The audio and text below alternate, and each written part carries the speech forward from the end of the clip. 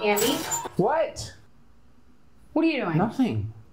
You gotta shoot your special in an hour. I know. Okay, so you should probably do this later. Okay. Those are my waffles. I know. I left you a note. Can you text it to me? Sure. I love you. What? I love you. Yep. Good night.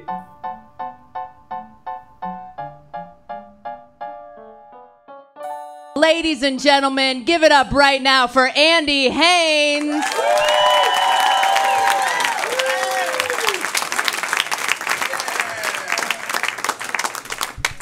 That's it? You guys are gonna stop just then? Jesus.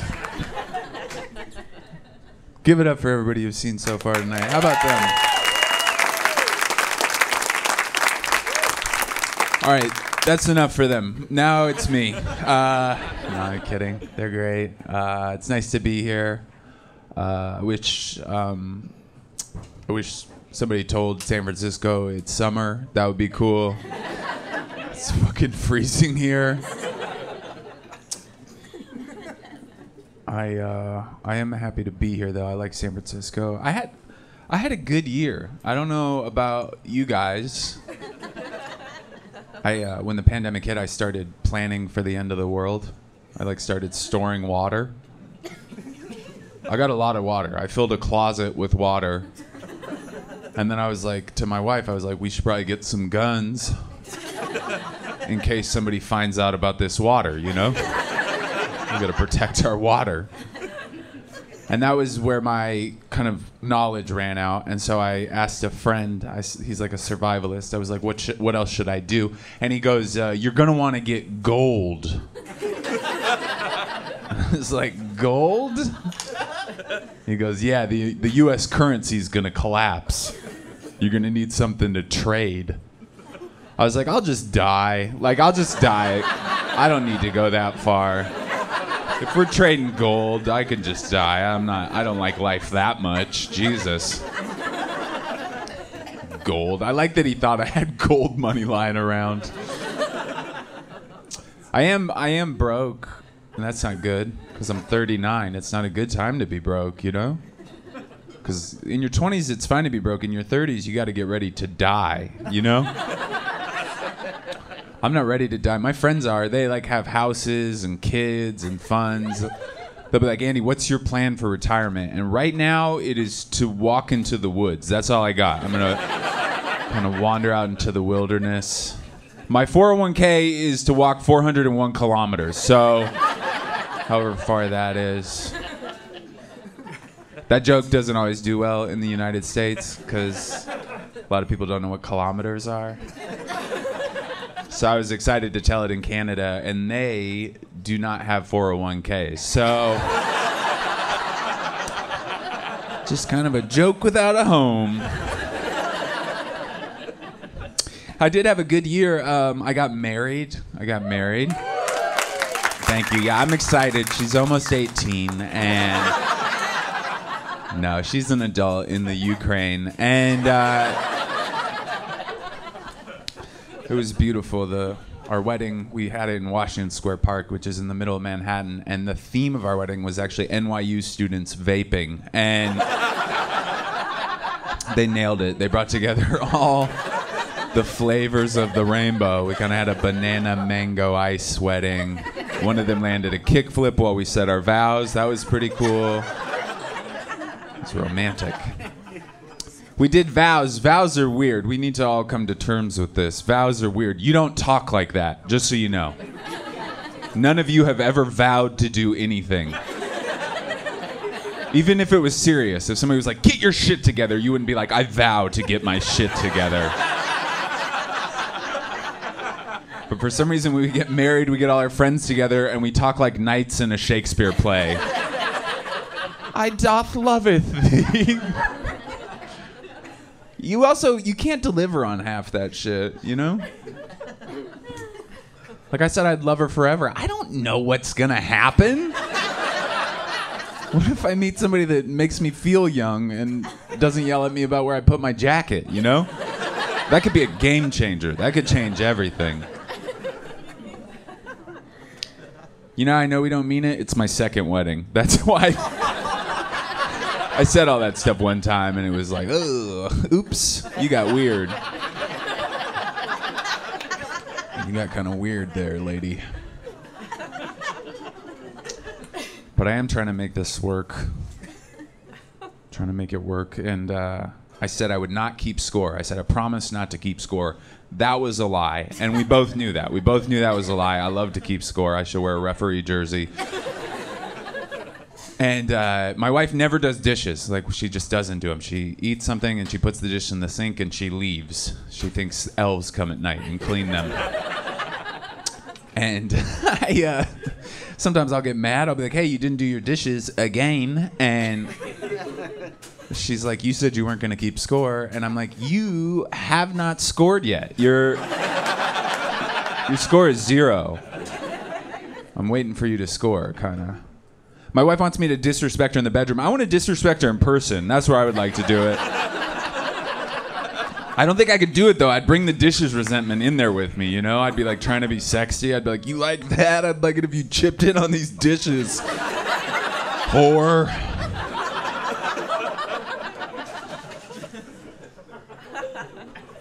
I'm not an aggressive lover. I'm not an aggressive lover. My wife calls me vanilla in bed, and that is not an adjective. Well, that's not a pet name. That's an adjective. That's what that is. And that's because I don't try to murder her when we have sex. I don't know if you guys know this. A lot of ladies have transitioned from PDA to MMA. It's more of kind of a tap-out style lovemaking these days. That's not how I fuck. I fuck like a Christian quarterback. Like a lot of athleticism, not a lot of creativity, and I do thank God when I score. And I was watching some porn to be a better aggressive lover and also to masturbate. And this guy in this porn, he said, whose pussy is this? Which we all gotta agree, that's a weird thing to ask a lady. It's accusatory, that's what it is. It sounds like somebody left a pussy out. That's what it sounds like. Like a mom came home. She's like, whose pussy is this? Brian? I told you to put your pussy away. Also, I know whose pussy it is. I don't want it. I already have all these dishes to do. I'm not trying to add pussy to my chore wheel.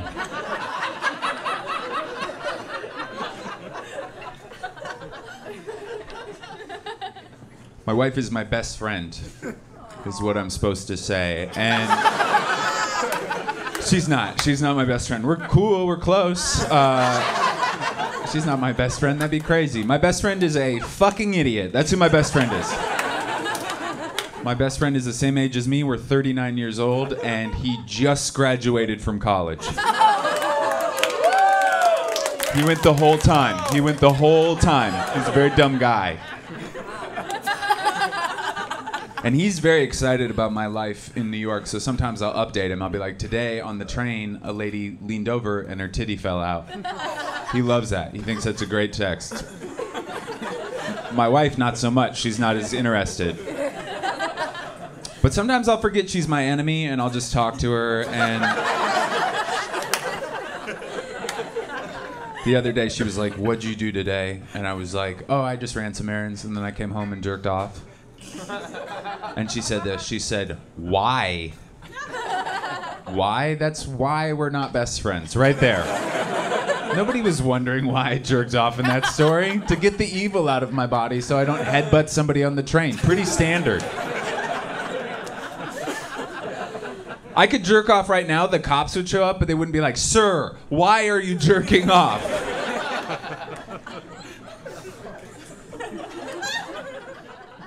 Have you guys noticed there's a big difference between jerking off in a relationship and when you're single?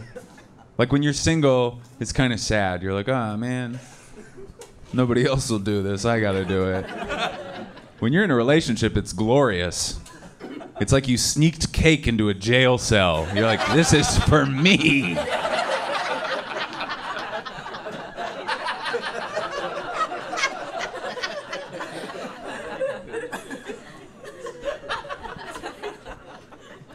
You might be kind of noticing, I don't know if you guys can see, I'm kind of missing some eyebrows, and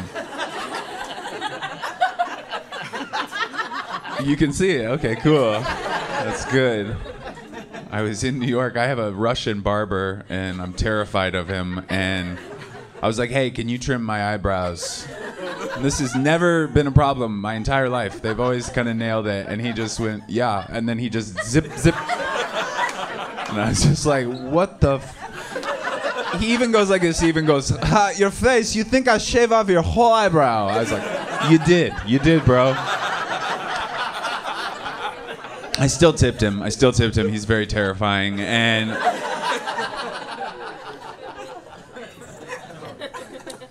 you think I'd know. I've had some bad run-ins with some Russian barbers before. One time I was in Edinburgh, Scotland, and I walked into this barber shop, and the lady did not look at me, this sad Russian woman. I didn't need to say sad. I said Russian. It's implied. And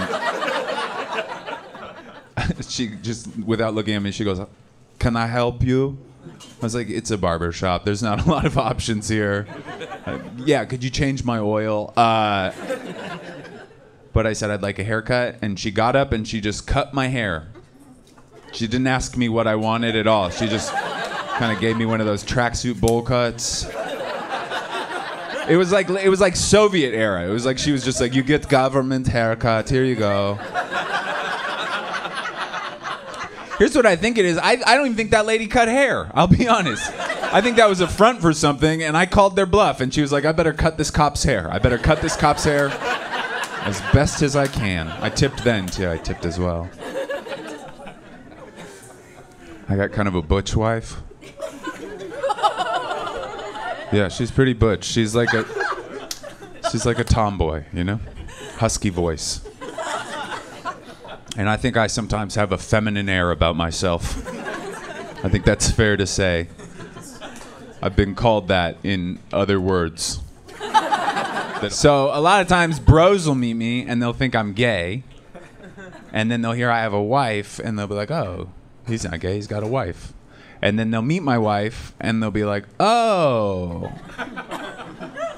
They're both gay. They're both gay. They're living a lie. I don't relate to like a bro at all. Like I don't drink, I don't fight, I don't have any honor. I have zero honor. A lot of guys care about honor. I do not care about it. It has not come up. Like I was in a bar, a guy bumped into me, called me a bitch. My friend goes, are you gonna let that dude dishonor you? And I was like, yes. I don't know that dude, it does not matter. This isn't olden times. Word is not gonna spread of my dishonoring. I'm not gonna go into my bodega and somebody's like, well. if it isn't the coward of Gramercy.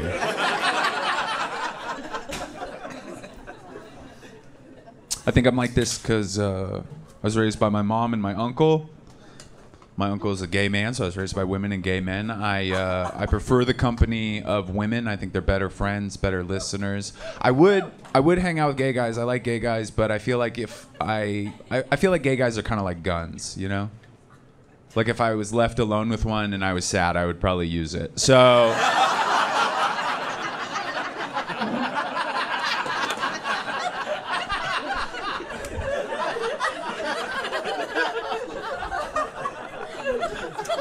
it's a pretty fun joke. When you were like a teenager, did you ever do that thing with your bros where you were like, how much money would it cost to fuck a guy? Did you do that? Yeah, I think all guys do that. We used to do that a lot as teenagers. Like around age 15, you'd be like, how much money, bro? And then you'd answer with the most insane number. You'd be like, $50 million. Like my asshole was worth the GDP of Costa Rica. That's what I thought. I thought there was a Jeff Bezos out there willing to pay an entire trade economy for my chubby butt. That's how good I thought it was. Now that I'm an adult and I know the value of $1, it is so much less. It's so much less. Literally, if you'll pay off my credit card debt, you can have the whole thing. You and a friend can rotisserie me. You can film it. I swear to God, I don't give a shit. I've been uncomfortable before. I'm not worried about it.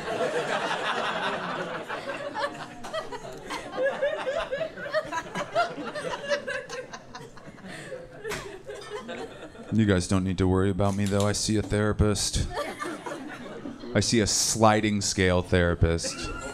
And if you don't know what that is, it's a shitty therapist. It's a shitty therapist. It's like the Spirit Airlines of therapy. Like there's extra fees if you talk about baggage. And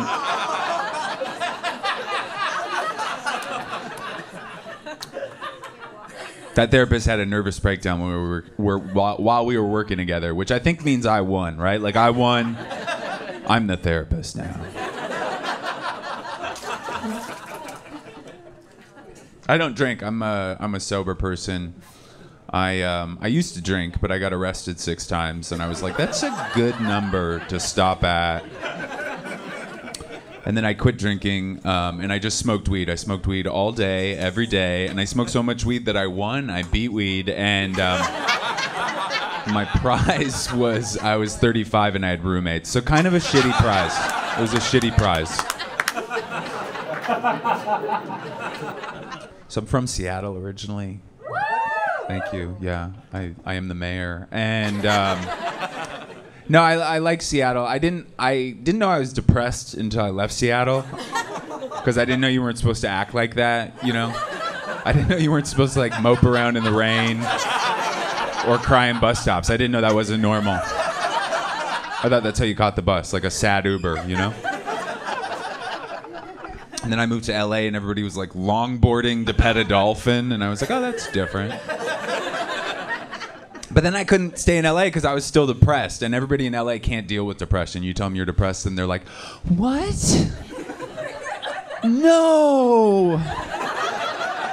Have some juice! Yeah, I don't think there's enough turmeric to solve a molestation. Don't pull back. So I moved to New York. I like New York. New York makes sense. I tell people in New York I'm depressed, they're like, that's good. That means you're paying attention. What do you think, you are special? You think you deserve to be happy? This guy think he deserves to be happy.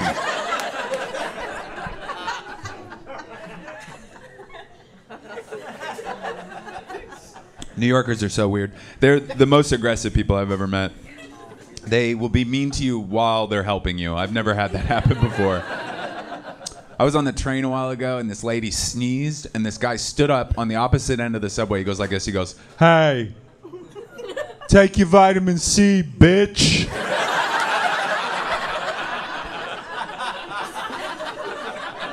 He cared about her, you know?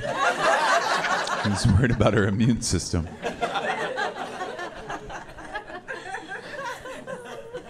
I like the racism in New York too. Hold on. But here's the thing. I think racism's awful, obviously, but I think it's also a part of the human experience now, and because it's kind of ubiquitous, I think there are better kinds, you know? I'll explain. Where I'm from in Seattle, it's not diverse, but there's a lot of racism, so it doesn't really make sense because they are not exposed to anybody. So it's just like fantasy racism. Like they're racist about things that don't exist. You'll go to the suburbs of Seattle and somebody will be like, I don't want brown people moving to my neighborhood and dancing. And you're like, that's not a problem. Sounds nice, actually. In New York, somebody would be racist for a very specific reason. Somebody would be like, I don't like Dominicans. And you're like, why not? And they're like, they don't separate their recycling. And you're like, all right, well, that kind of holds up, I guess, you know. Care about the environment, too.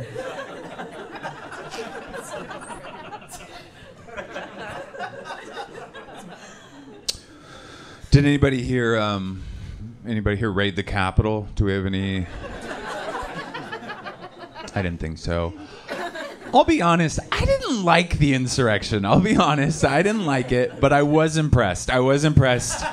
That was a big day for white trash. That was huge. That was like redneck BLM. That's how big that was. That was their BLM. That was like Tiananmen Square for diabetics that still drink regular sugar soda. It was that big. It was that big. It was that big. They didn't get a lot done. They did get their steps in. And that is progress. That's progress. 2 people died of violence. That's not funny.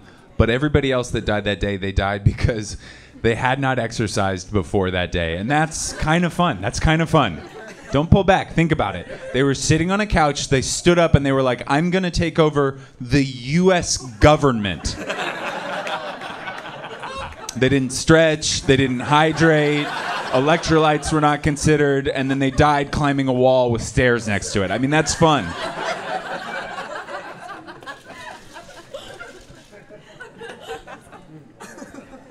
I am a liberal elite. I'll admit it. I'm kind of cunty. I shop at Whole Foods. I donate to NPR. I avoid dairy because it hurts my tummy. And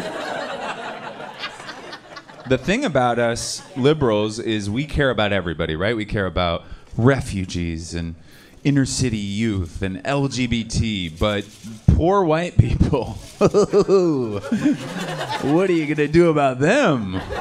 We can't help them. They don't know all the pronouns, you know? We don't help them. Liberals do not help poor whites. You've never met a liberal with a picture of a family from West Virginia on their fridge. And they're like, for the price of a large coffee every day, I keep this group of bigots alive. That's right. That's right. They send me letters telling me Nancy Pelosi is an alien pedophile. It's really heartwarming. We're to blame for Trump. I don't know if you guys knew that. Liberals. We're to blame for the Trump years. Because for like 40 years we just did our city shit and we did not give a fuck about the rest of the country. We're like, we're breaking down all the rules. We're going to go organic and we're going to, gay marriage and trans rights. And then like the rednecks would be like, hey, we don't have any jobs. And we'd be like, you're bigots. Go fuck yourselves. You don't even know what green power is. And they're like, all our kids are on opioids. And we're like, we're going to a Peloton class. And then Trump was like, you beautiful. And they were like, who, me?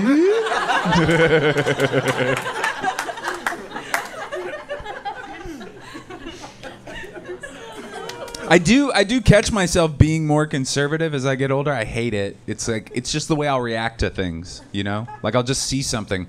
Gen Z is on a whole nother level. There's no rules and they'll just say something and I'll be like, I didn't even know we were talking about that. Like I saw this sign recently and it said this. It said, not all women have vaginas. And I was just like, what? What happened?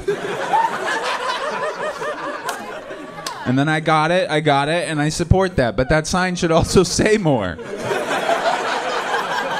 It should be like, they're gonna get him later, or maybe not. I don't know.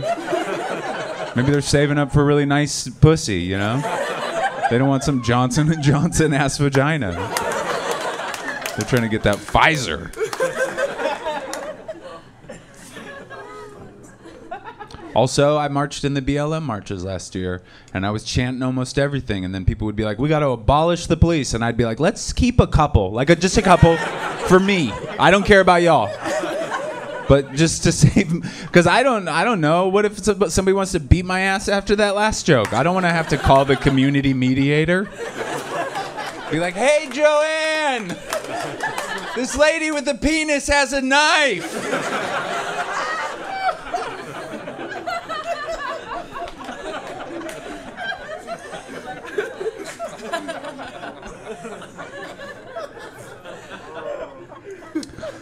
I do care about a couple like liberal causes deeply. One is immigration. I really love immigrants. I know that sounds weird, but here's the thing. I'm painfully white. I got no culture. Like, I did a 23andMe and they just sent me back a blank piece of paper. They were like, that's you, bro. So I need these other people around me. And I think I have a solution for immigration. Here's what it is. I think if you want to move to America, you should be able to. All you have to do is challenge an American for their citizenship. Yeah, I don't know if you've seen some of these Americans, but I'm trying to make some trades. Yeah. I'm trying to put together a championship year. Last week, I went to a Target. This lady walked in, perfectly healthy, sat down in a rascal, wrote it to the chip aisle, just started eating chips. We don't need that lady. Let's swap her out. There's a hungry young Peruvian dentist that wants in. There we go.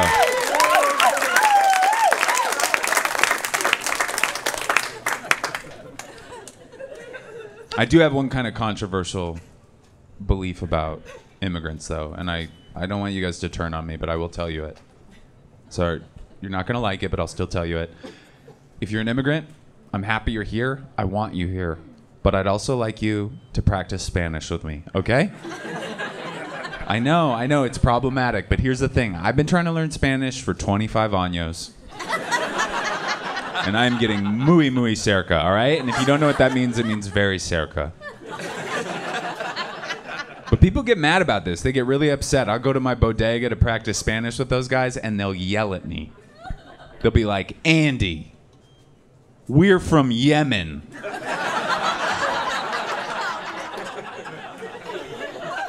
It's like, guys, Somos de Yemen. We talked about it. I didn't print the worksheets out for nothing, you know?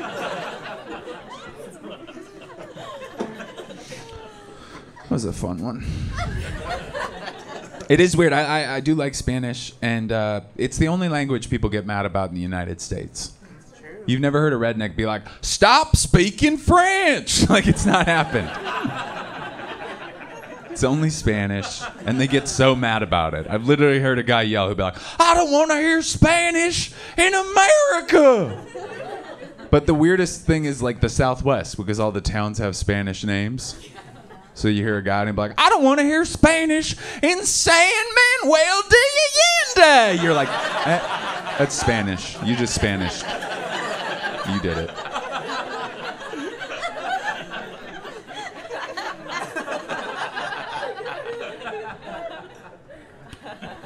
You guys are fun.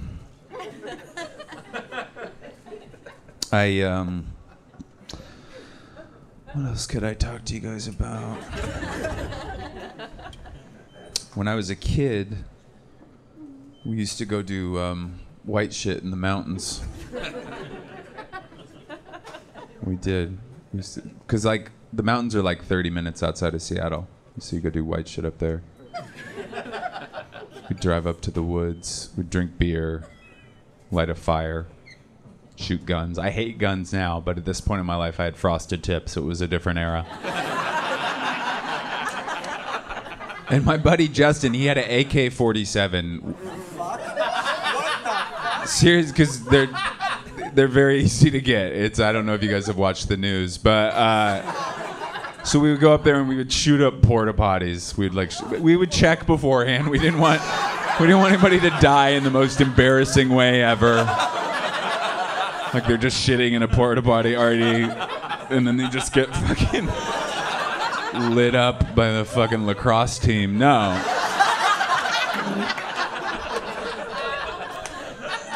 We checked. We were safe. But this one time, it was like a school night. We had to go home and, practice to get into Stanford or whatever. And we were driving home and we drank some beer and we'd smoked some weed and we had the gun. And we got pulled over. And the cop comes up to the car. He's like, I'd like to see your license. And I was like, it's in the trunk with all the...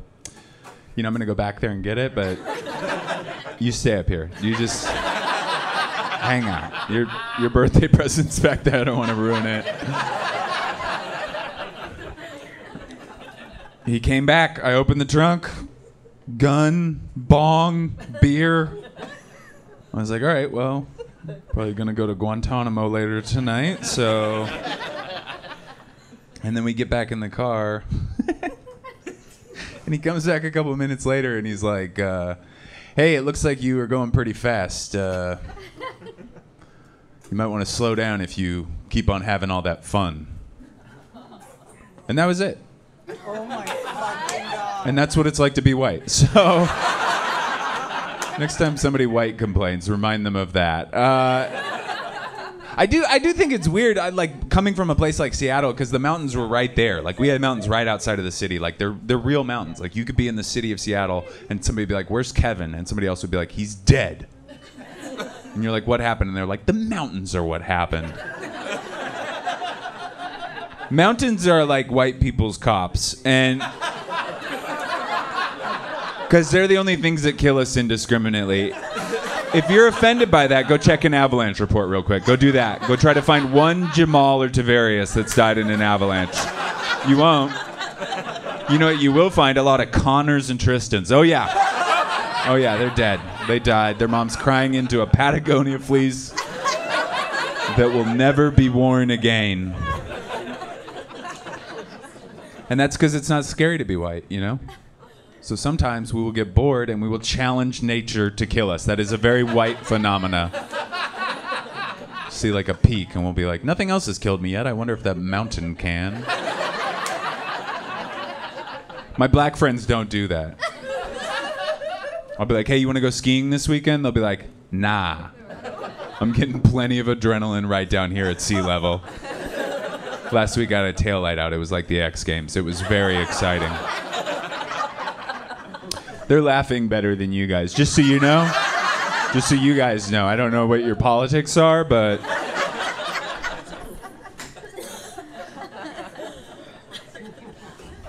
You guys are pretty fun, though. I've had a good time with you so far. This is an album, and we're also recording the video portion of it, so there is a chance that you could be on the internet. Yeah, welcome. It's exciting. But I'm going to try to tell some jokes that I forgot. So they may seem out of order, but I'll still tell them. I'm 39 years old. I liked my 30s. I think your 20s are very much like, who am I? What am I going to be? Your 30s, you know who you are. You know why.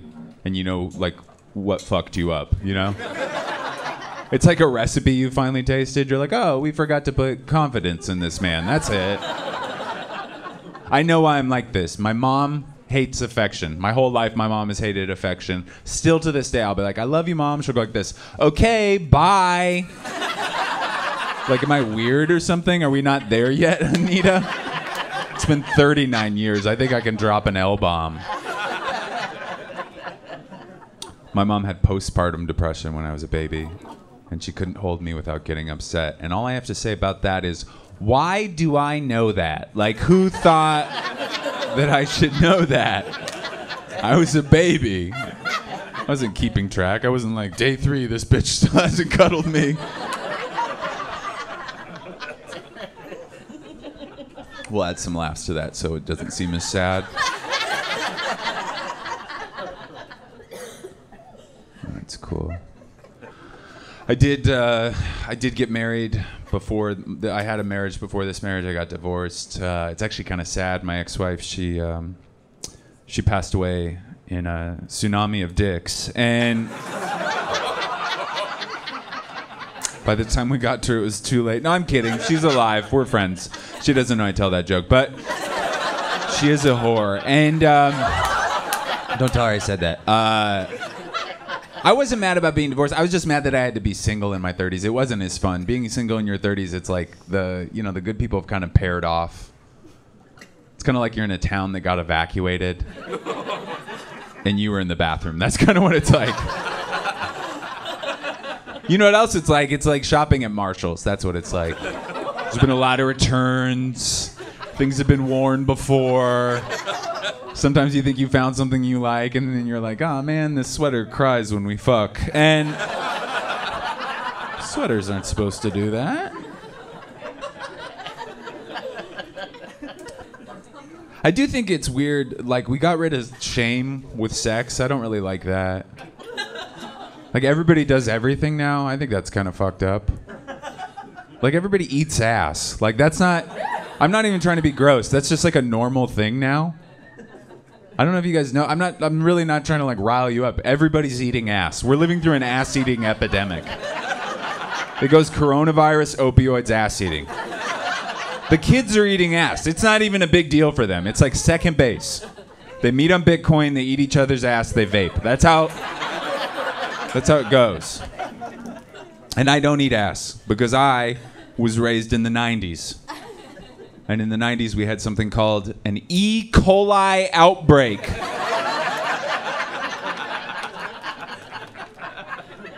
They told us how you got E. coli. They said you touch your butt. The middle part, the center.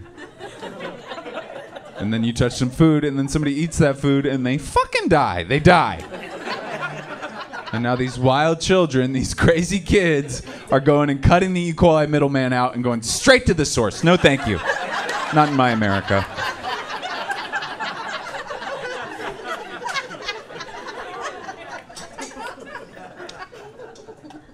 You guys are pretty fun. You guys are cozy back there. How's it going? I kind of have a chamomile kind of voice so I could understand if you wanted to take a nap. What else should we talk about? I love Diet Coke. It's like a cigarette you can drink. Me and my wife were long distance for a while, so I was trying to sext her. I'm not good at sexting. I told you guys I'm not like a very aggressive lover, nor am I an aggressive writer. But I'll tell you this, autocorrect will never help you sext. Autocorrect is not your friend. Autocorrect's like Mormon or something. I don't know what's going on with it. You'll try to write something romantic to a lady, you know, like, hey, do you want to sit on my face? I'll guess your weight. You know, something sweet. And autocorrect will be like, did you mean to ask, do you want to bask in the glory of Christ's light? And you're like, what? No, I want to wear this lady like a gas mask. And autocorrect's like Corinthians 3:15. And you're like, come on.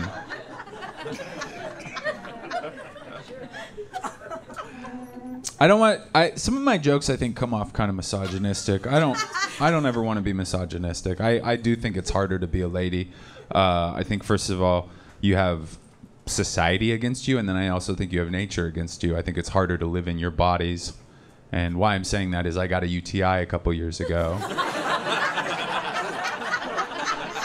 And guys, if you don't know this, women get UTIs occasionally. It depends on how bad of a person they are. And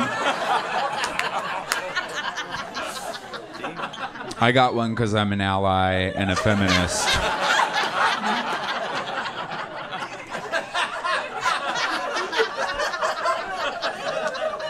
But ladies, you may not know this. Guys have no idea what's going on with our dicks. We have no kind of relationship with them. They work or we go to the hospital. That is it.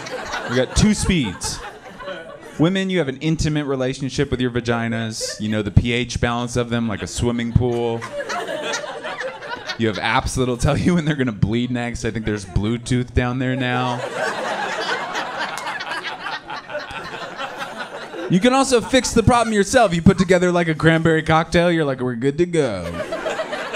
I can't do that. If my dick starts hurting, I can't like sit in a bowl of apple cider vinegar. My dad taught me this.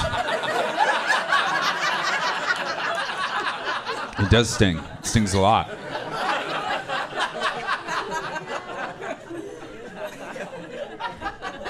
These are fun. All right, we got a couple more. And then I gotta go because my kids are in the car. I want to tell you this next joke, and I don't want you to get butthurt about it. Because I know I have the charisma of a computer, and sometimes people, you know, they feel like they're talking to Hal from 2001: A Space Odyssey. But, so this year, for Christmas, my wife got me a card. That's it. A card. And I opened the card, and the card said, "Congratulations, you're going to be a father." Because she was pregnant. And then she had a miscarriage, which was really fucked up because she didn't get me another Christmas present. I got nothing for Christmas. I bought her a Patagonia jacket. I got nothing. Who's the victim? Who's the victim here?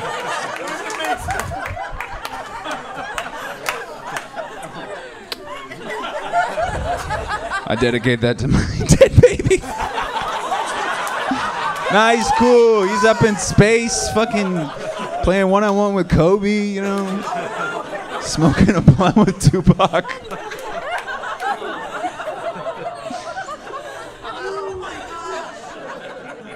I was doing this joke for a while about space, and so I decided to do some research on astronauts.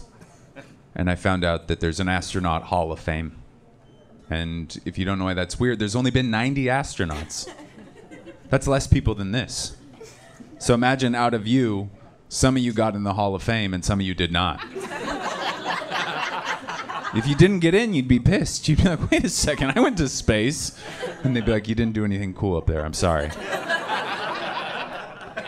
No, this is the part that's bad, and the entire Challenger crew is in the Hall of Fame. And if you don't know why that's weird, they did not make it to space. They did not.